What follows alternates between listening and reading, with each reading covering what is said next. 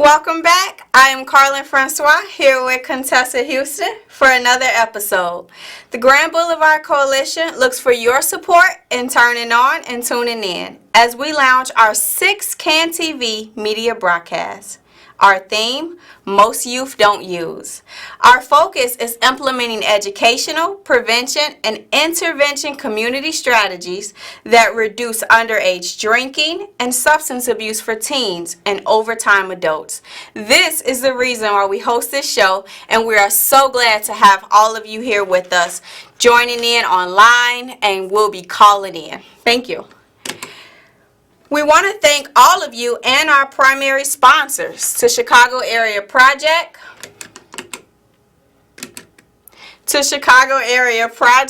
Community Trust, Safe and Peaceful Community, SAMHSA, and all of our partners, For Any One Girl, Black Wall Street Journal, Bronzeville Community Clubhouse, Centers for New Horizon, Vista Project, Crick Ross Council, Forces for Good, Haymarket, Institute of Positive Living, Otis Monroe Foundation. Thank you for all of your support and many others for tuning in and supporting our show and our mission. It is the collective voice that helps us to help others, so thank you. We want to remind you that you can engage live with us for the next 25 minutes at cantv.org/hotline. Call in. We want to hear from you. We want to hear your questions, your comments. We want to hear your advice. 312-738-1060. 312-738-1060. We are here on Thursdays at 5 p.m. We also want to remind you, you can follow us on social media. We're on Instagram at Grand Boulevard Coalition. Follow us. You'll get to see what we're doing, a lot of our updates, and you can find out, most importantly, how you can be involved. If you want to be a guest on the show, follow us. Let's talk. Let's see more how you can get involved, because we want you to. We want to also remind you of our December events. We'll be having coffee with Grand Boulevard Coalition. Super excited about this opportunity to connect with all of our sector partners. There'll also be a holiday extravaganza. Stay tuned for that as we bring our community members, our sector partners together for a really great time. Our partners will also be having a meeting in December, and we want to remind our partners about the survey that was sent out. This is your time to plug in, give us your feedback, your advice, and really see what's going on with us. Today on the show, we are here with Contessa Houston, and I am so excited to be able to interview you, to chat with you about the wonderful work that you're doing in your personal life, with your work with Grand Boulevard Coalition. I am here, folks, just so you know, Contessa is an award-nominated entrepreneur. She is a mentor. She's been volunteering since the age of 16. She started her first business at 7, and I really hope she talks about that. And on top of all of that, she owns her own store. So Contessa, I want to get right into the questions. I want to know, tell us a little bit about yourself. Well, my name is Contessa Houston. I've recently accepted a position with Grand Boulevard Coalition as the assistant to Mrs. Dudley, where the mission basically is to help reduce underage drinking and drug use in the community. Outside of that, I own my own store in Yorktown Mall. Shop Lure. While you're at it, I do a ton with the community. I'm also the vice president of marketing, the national vice president of marketing and communications for United Women in Business. I hold a seat over the Chicago, New York, and DC chapter. I recently resigned from my corporate position, All right. where I was also a global chair for diversity and inclusion. I do quite a bit. Yeah, you wear so many hats. Yeah, I hear I you do. saying it. How are you balancing all of these responsibilities? What gets you excited to do all of this? I would say all of my life, I'm the happiest and I'm the most engaged when I'm the most busiest. So I live my life by a calendar. It's actually in my bag, but I literally have a planner that I have to plan out so many events for whatever organization or whatever hat I'm wearing at the time. But it keeps me organized because I'm also a mom. So my daughter is 2 years old and she's in daycare, so she's my first priority, and everything else after that, everything else follows her. Of course. So you have to have a calendar having a kid because she's in ballet. Even though she's only 2, she's in ballet. That's she's awesome. in daycare. I felt horrible yesterday because her she had her very first assembly for Thanksgiving, and I wouldn't have been able to make it because I forgot to schedule someone to cover the store. So I actually had to cover the store, and I drove to her school and actually pulled off with her, and I looked at her and I said, you know, I'm not going to take you to school because mommy and daddy, either of us could be at your assembly, so we're going to go ahead and you're going to come with mommy to work today. So Wow. yeah. So many hats. A lot of hats, but I get the job done, and I Yes, you try to do. make sure that I'm efficient in doing it. So That's each awesome. job, so. Congratulations to you for all of your success and just you. the path that you are paving. I think it's incredible. Thank you. So your newest position as a prevention specialist assistant under Ms. Dudley at Grand Boulevard Coalition, what exactly does that entail? So what that entails is basically right now we're pulling together the sector partners, just making sure that our presence is known in the Grand Boulevard area. And when we say presence, of course, the area is changing. It's becoming more diversified, but at the same time, we have to make sure the youth in the area are not using. So the drug usage, the underage drinking, just trying to make sure that they know the risks and the factors involved in that. So between that and then also we're building our coalition for the peer and the youth advocacy. And I'm sorry, but my watch is beeping and I don't know how to turn it off because I just got it. It's okay. Yeah, but my phone is on vibrate. It's all right. But just building the relationships and bridging the gap between the organizations and the youth, because the youth is our future. I was once the youth that we're seeking. I wasn't a youth that was using, but I was an involved youth. So looking for those youth so that we can go ahead and carry out the mission. Thank you for sharing that. It also looks like we have a caller on the line. Caller? Hi. Hello. Do any of you have a solid dollar for 4 quarters? All right, so you were talking about your role, and just you said that you also, as a young person at one time and even now, we're also involved with Grand Boulevard or Chicago area project, right? Yes. What was your involvement like with that? With Chicago area projects, I'm just going to take this off because the dinging is actually getting to me. With Chicago area projects, I started at the age of 18 volunteering with them. And I actually got involved through Chicago area projects. I was on a trip. It was my freshman year of college. And one of my criminal justice professors took us to one of, at the time, CAP used to do these huge youth programs. It would be like over 500 students in an auditorium. So we went to learn about the organization, and I ended up getting involved because I'm like, oh, this is something that, I remember doing at the age of 16. My mom is the reason that I volunteer. So when we were kids, she was like, no, you're going to volunteer, you're going to learn about giving back and all of these things. So I got involved with CAP Youth is Resources program at the age of 18 after I saw the work that they were doing within the community for the youth. And at the time, it was actually multiple community organizations brought together. But yeah, from that program, I was one of the recruiters helping bring in the youth. And I actually got the opportunity to sit on one of the grant review boards. So That's awesome. yeah. That's pretty awesome. Cool. Pretty dope. I think that answered the question. You totally did, and more. To all our viewers watching, we want to remind you that you can engage into this conversation. Bring in your meaningful questions. We want to hear your dialogue. Give us a call at 312-738-1060. We are here, ready for your questions and ready for your feedback. Thank you. So today we are talking about what it means to have a drug-free community, right? How do we push this? How do we engage the work that we do? So I wanted to ask you about the stressors that you see young people around you face with today. Can you identify some of those stressors? Yeah, it's a ton of stressors that are out there. I often refer back to a time that I was with CAP. And once a month, they would bring different youth down to the program and we would be able to mentor them. But it was this one little boy who was about 12 years old, and his story is a lot of youth story even today, and this is like 10 years later.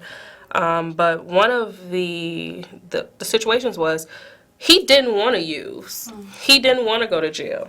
He didn't want to do any of these things, but that was the life that he was in because of his family. So a lot of our youth, they're using and they're turning to drugs, they're turning to alcohol because of the environments that they're in. If they don't have any positivity to look up to and no one's surrounded by them, I mean, what do they have to basically live for? This little 12-year-old boy told me basically that he was using. He had been in and out of jail because he had no one to look up to. His mother was using, all of his brothers used. His great-great-grandmother was caring for him, and she had recently passed. So I think his great-grandmother, he said, was about in her 50s or 60s. So the generation wasn't that old.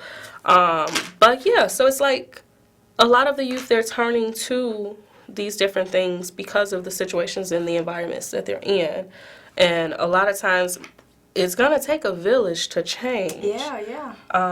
And we're going to have to rebuild a village. And it sounds like a lot, but I believe it can be done, and it's going to take time. Yeah, I love how you phrase that, rebuilding a village. And that's almost the work that Grand Boulevard Coalition is doing, right? Getting these sector partners together to say, hey, business or church or affiliate, let's bring these youth together. Let's give them a positive space to come so that they can see a difference, right? So that all that they're not surrounded by is the drugs and alcohol and those temptations. Exactly. Yeah, so when we think about social media and its influence, do you feel as if social media have glorified or contributed to underage drinking or substance abuse? Of course. That's the age-old question. Social media, rap music, reality TV. Celebrities, a lot of it contributes to it, unfortunately, and in different ways. It could possibly not if the youth had the guidance and they were just watching TV, but then they had an adult there or someone to look up to say, hey, this isn't real life. These people, they're paid to act this way, so don't you act that way. Right. I remember going to a Beyonce Jay-Z concert a few years back, and on the big screen it said, this is not real life. Wow. So that way, what you're seeing flash by, you're not like, oh, okay, I'm not glorifying that. They're like, this is not real life. Yeah. So it's actually different, but yeah, social media actually amplifies a lot of things. It's a lot of fights that take place on social media. Kids are actually drinking on social media. They're engaging in drugs on social media. They're seeing all of these different aspects on social media, unfortunately. Yeah. In rap music, I was listening to one rapper. I don't remember who it was, but he raps about the drug usage. He raps about the drinking, but then he don't let his kids listen to it. Oh, interesting. Outside of rap music, that's not what he does. So Dr. Dre was an article that I saw earlier on social media. It's a lot of good things on social media course. too. So don't think that everything is just bad on social media. But Dr. Dre basically said the corporations are using quantity over quality when it comes to the rap. Because I listen to some lyrics. I don't even listen to the radio anymore. I listen to Serial, either my Apple Music. But you listen to some of the music and it's like, what are they saying? What are they talking about? Drugs, take this. I'm like, and this is what the kids are emulating. This is what So if they don't have any guidance at home, if they don't have a village to say, hey, they don't have a program or an outlet to go to, what else is it to do? Exactly. You use, because Yeah. that's what you know, that's what you hear, that's life. That's your understanding of what's going on. So, yeah, social media plays a part. Yeah, rap music plays a part. A lot of it plays a part, but then it all falls back on the parents too. It does. It So, does. yeah. Is there any coping advice that you would give to a young person to deter them from the underage drinking, substance abuse, or risky behaviors? Get into a program like Grand Boulevard Coalition. Shout out to Grand Blood. Shout out to us. But get into a program.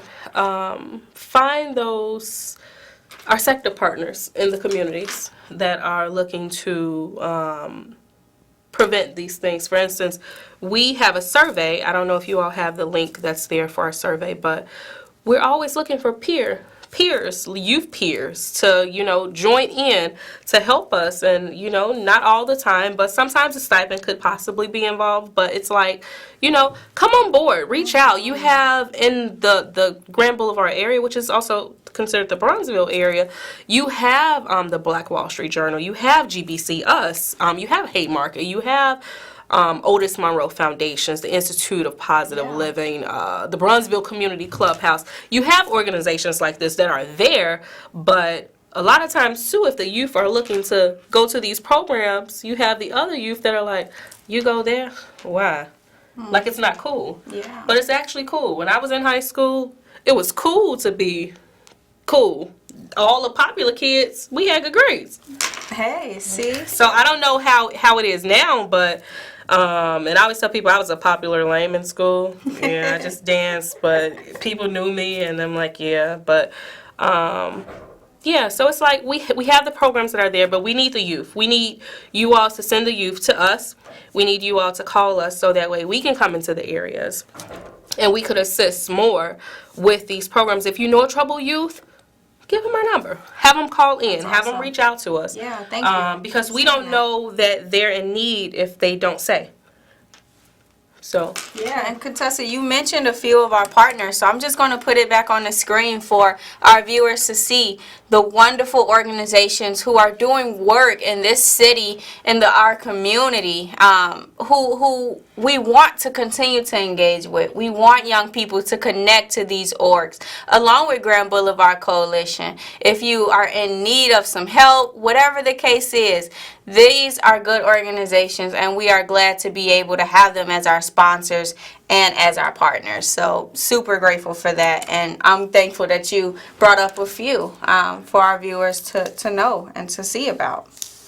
So another question for you. Let's talk about advice. Okay. Imagine you are back in high school, or no, not even that you're in high school. Imagine that you have the opportunity to be a mentor to a freshman in high school. Okay. What is it that you would want that freshman to know as their mentor? It's a lot of things. I actually have mentors now, but they're not in high school. I would want them to know that I was once them. And if I could have told my younger self anything in high school, I would have told them that a lot of kids that say they do things, they really don't do them. So don't fall for the peer pressure. Be the person that applies the pressure, but apply it positively. So know that it's okay if you don't use. It's okay if you're not in the in crowd all the time. It's okay if you're not smoking weed like everyone else. Be the leader of the pack. Yeah. So that's what I would tell a high school student. And I would also tell them, to focus more on your books and not the glamour that's there. Because high school is a big fashion show, if y'all didn't know or not. I was in high school, I would give my parents a list that now my daughter is 2 that I'll probably have to get back. But yeah, I would tell them, it's not real life. I hear that. It's life after the 4 years. Hey, exactly. And it's funny that you even mentioned the peer pressure. That seems to sort of be something that I'm constantly hearing over and over with our guests on the show who are mentioning. Even the high schoolers who come on the show are saying the peer pressure is there. Like there's so much peer pressure, whether that's coming from their social media pages or their schools or their communities.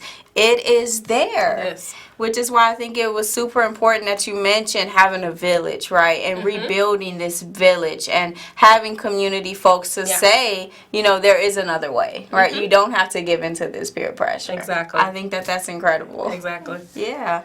To all of our viewers watching, we want to remind you that it is not too late. You can call in with your questions, your comments, 312-738-1060. Give us a call. Give us your questions. We want to know. Continue to share that hotline with your friends. cantv.org/hotline. We are here every Thursday at 5 p.m. I also want to remind you that you can follow us on our Instagram page at Grand Boulevard Coalition. We are here. Give us a shout. Chat with us on Instagram.